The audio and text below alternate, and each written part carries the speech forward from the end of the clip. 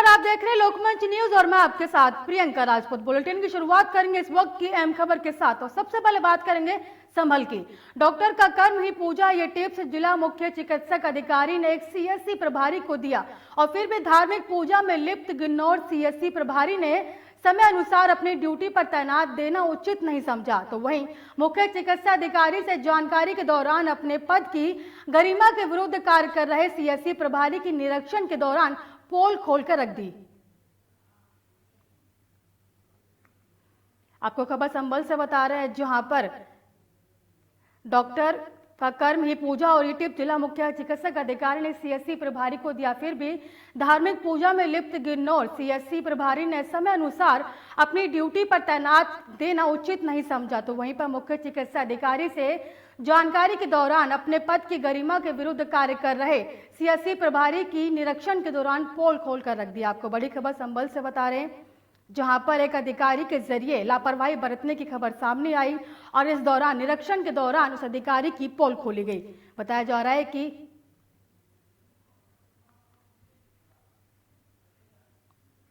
इस खबर पर तमाम जानकारी के साथ हमारे संवाददाता गजेंद्र फोन लाइन पर जुड़े हैं। गजेंद्र, एक अधिकारी के जरिए लापरवाही की खबर सामने आई और निरीक्षण के दौरान उसकी पोल खोली गई, क्या कुछ पूरा मामला है?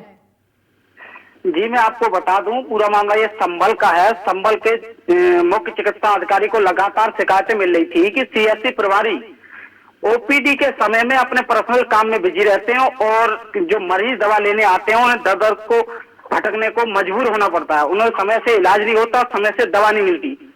इसी को लेकर के सीएमओ संभल ने कल एक औचक निरीक्षण किया, जिसमें गुन्नौर सीएससी प्रभारी अपने आवास पर ओपीडी के समय पाए गए, जिसमें आप तस्वीरों में साफ देख सकती हैं। सीएमओ लगातार उन्हें दरवाजा खुलवाने का प्रयास कर रहे हैं, लेकिन समदा स्वास्थ्य केंद्र के प्रभारी अपने आराम से अपने आवास में आराम फरमाते हुए साफ देखे जा सकते हैं। लेकिन उनका साफ तौर पर यह भी कहना है कि मैं अपना एक धार्मिक पूजा कर रहा था।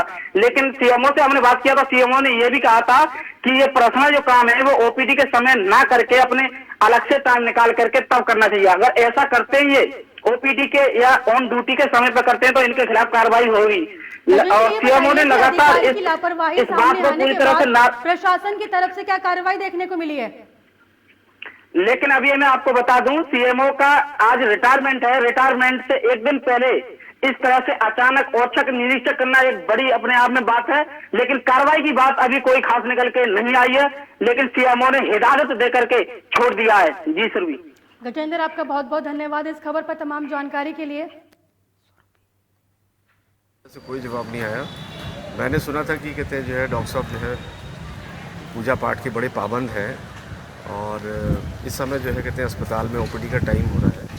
तो कई शिकायतें मेरे पास में आई थी कि ये ओपीडी के टाइम पे अपनी पूजा करते हैं। तो इसी चीज़ को जो है सुनिश्चित करने के लिए आज मैं यहाँ औचक निरीक्षण पे आया और आकर के देखा मैंने कि जो मैंने सुना था वो बिल्कुल सच है कि मेरे काफ़ी देर तक आवाज़ देने के बाद भी जो है ये जो है घर से बाहर नहीं निकले और अपने जो है ध्यान मुद्रा में इतने लग्न थे कि इनको जो है ईश्वर के अलावा जो इनके पास में जो मरीज़ हैं जो सब ईश्वरीय स्वरूप हैं उनकी सेवा करने से बेहतर ये जो है वो मूर्ति के सामने आंखें बंद करके ध्यान लगाना ज़्यादा पसंद करते हैं।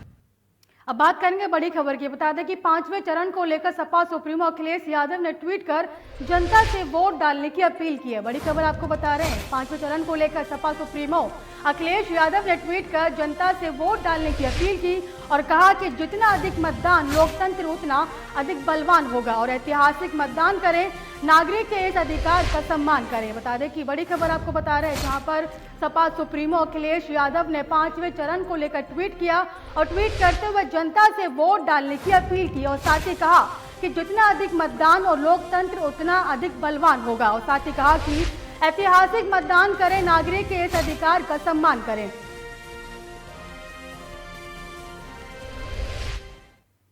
खबर चंदौली से है, जहां पर आगामी विधानसभा चुनाव को सकुशल संपन्न कराने के लिए जनपदीय महकमा पूरी तरह से मुस्तैद है और इसी क्रम में आज चुनाव की तैयारियों और सुरक्षा व्यवस्था के मद्देनजर डीएम और एसपी ने बिहार राज्य के पास वर्ती जिलों के अधिकारियों संग अंतर्राज्यीय बैठक और आहत कर चुनाव को शांतिपूर्ण और निष्पक्ष संपन्न कराने के लिए विभिन्न बिंदुओं पर गहनता से विचार विमर्श और समन्वय स्थापित कर आवश्यक कार्रवाई किए जाने और सीमावर्ती थाना क्षेत्रों में रहने वाले अपराधियों और असामाजिक तत्वों के विरुद्ध कार्रवाई के लिए निर्देशित किया गया। और बता दें कि जनपद चंदौली की सीमा बिहार से राज्य सटे होने के कारण बिहार सीमा पर चौकसी बढ़ाने को निर्देशित किया गया और साथ ही नक्सली गतिविधियों पर भी अंकुश लगाने और स्थानीय निवासियों और वनवासियों में सुरक्षा की भावना जागृत कराने के लिए लगातार कॉम्बिंग के निर्देश दिए गए हैं। और साथ ही बता दें कि बैठक में बॉर्डर पर चेकिंग, राज्य सीमा पर पड़ने वाली नदियों में पेट्रोलिंग, अवैध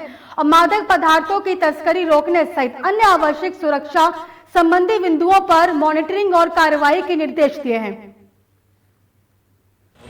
आज हमारी बॉर्डर की बैठक थी, इसमें इलेक्शन हमारे यहाँ 7 तारीख को पोलिंग है, इसको लेकर बिहार से कैमूर डिस्ट्रिक्ट हमारे यहाँ का लगता है, तो उनके तो बैठक थी, वहाँ से उनकी टीम्स डीएम साहब और डीएसपी साहब वहाँ के आए थे और उनके साथ सभी पॉइंट ऑफ अपराधियों को लेके और नक्सल एक्टिविटीज़ को लेके, क्योंकि बॉर्डर डिस्ट्रिक्ट है तो उसको देख के पूरी बातचीत की गई है, उनसे सभी पॉइंट्स डिस्कस हुए, सभी सूचियाँ उनको दी गई हैं, हमारे यहाँ के अपराधी जो हैं जो बिहार में वांछित चल रहे हैं उस तरफ। और सर, निर्वाचन के दृष्टिगत आज पुलिस लाइन में बैठक हुआ है, क्या रहा? जनपद चंदौली की सीमा अंतर्राज्यीय सीमा के अंतर्गत बिहार से संलग्न है और आगामी विधानसभा चुनाव जो 7 मार्च को यहाँ प्रस्तावित है, उसके दृष्टिगत बिहार के उच्च अधिकारियों के साथ आज इंटर स्टेट बोर्ड मीटिंग की गई है। इसमें चुनाव को निष्पक्ष रूप से सकुशल संपन्न कराने के लिए विभिन्न बिंदुओं पर विचार किया गया, जिसमें प्रमुख रूप से अवैध शराब के परिवहन निष्कर्षण पर कड़ी नज़र रखना, साथ ही साथ अगर इस तरह का कोई इनपुट प्राप्त होता है तो उस पर लगातार नज़र रखी जाएगी। साथ ही जो हमारे बैंक के ट्रांजैक्शंस वगैरह हैं उन पर भी लगातार नज़र रखी जा रही है।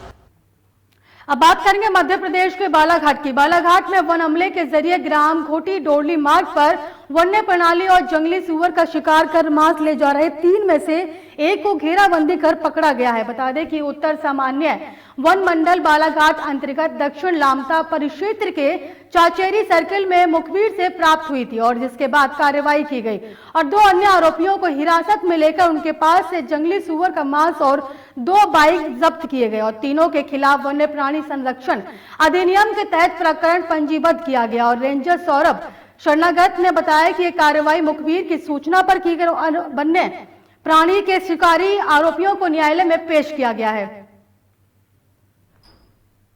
ये अभी हम लोगों ने 3 आरोपियों को पकड़ा है जी। सुबह मुखबिर की सूचना पे हमारे स्टाफ के द्वारा ये सूचना मिली कि उनको कि कोई वन्य प्राणी का मांस है बेचने जा रहे हैं, तो इनके द्वारा त्वरित कार्रवाई करते हुए इन्हें छिंदलई के पास में एक गाड़ी से जा रहे थे, इनको रोका तो उसमें 3 लोग थे एक गाड़ी में, तो इनके पीछा किया। उसमें फिर ये हुआ कि गाड़ी छोड़ के 2 लोग भाग गए, एक को हमारे स्टाफ। डिजिटल बैंकिंग का काम बढ़ता जा रहा है और वैसे ही ऑनलाइन ठगी के मामले भी बढ़ते जा रहे हैं। आए दिन इस तरह के मामले सामने आ रहे हैं जब फोन पर पेटीएम, अन्य डिजिटल वॉलेट और फर्जी ऐप के माध्यम से ठग शातिराना तरीके से रुपया अपने खाते में ट्रांसफर कर लेते हैं। अब ऐसे ही कुछ मामलों में ठगे गए लोगों की रकम कोतवाली पुलिस ने साइबर सेल के माध्यम से लोगों को वापस दिलवाई है। सीएसपी अपूर्व भलावी नगर बताया कि पिछले 1 साल में उनके पास 7 मामले आए थे और जिसकी रकम 5,61,000 बताई जा रही थी और इसमें से हमने 3,61,000 रुपए लोगों को वापस दिलवाए हैं। सीएसपी ने लोगों से अपील की है कि किसी भी अनजान फोन कॉल से बहला फुसलाकर या इनाम का लालच देकर व्यक्तिगत और बैंकिंग जानकारी मांगी जाती है तो सावधान हो जाएं और ऐसे नंबरों की जानकारी साइबर सेल या पुलिस को दें। ठगी के ऐसे लोग भी सामने आते हैं जो पढ़े लिखे समझदार होने के बावजूद भी ठगों के झांसे में आ जाते हैं। इन्हीं में से एक पीड़ित ने आप बीती सुनाते हुए रुपए वापस दिलवाने के लिए पुलिस और साइबर सेल को धन्यवाद किया। 11/7/21 को संडे का दिन था, शाम को 6 बजे फ़ोन आई थी फ़ोन पे वालों से। फ़ोन पे की कंपनी से बोल रहा हूँ, आपका कुछ बोनस आया है, उसको आप लेना चाहेंगे क्या?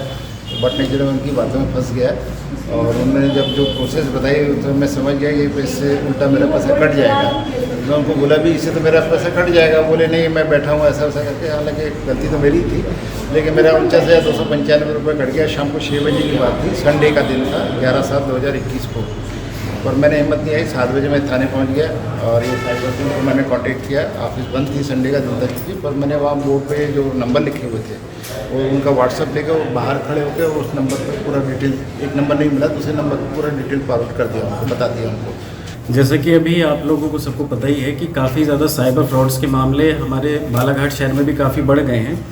अलग अलग तरीके से लोग आजकल साइबर फ्रॉड कर रहे हैं, जैसे एटीएम कार्ड का पिन पूछ ले रहे हैं या फ़ोन पे के ज़रिए या लोन ऐप के ज़रिए अलग अलग तरीक़ों से आपको पैसा देने का लालच देते हैं और इस प्रकार से आपकी पैसे का फ्रॉड हो जाता है। तो ऐसे ही हमारे बालाघाट के कुछ 7 मामले थे जिनमें हमारी शिकायत आई थी हमारे साइबर नोडल थाना है जो उसके पास। तो कुल 5,61,000 रुपये की कुछ की ठगी हुई है। इसमें से 3,61,000 रुपये पूरे वापस करवाए गए हैं हमारे साइबर नोडल थाने के द्वारा। ग्वालियर में काली माता मंदिर के पास आज सुबह उस समय सनसनी फैल गई जब लोगों ने यहां एक महिला का गला कटा हुआ शव देखा और जिसके बाद घटना की सूचना तत्काल इलाके की पुलिस को दी गई।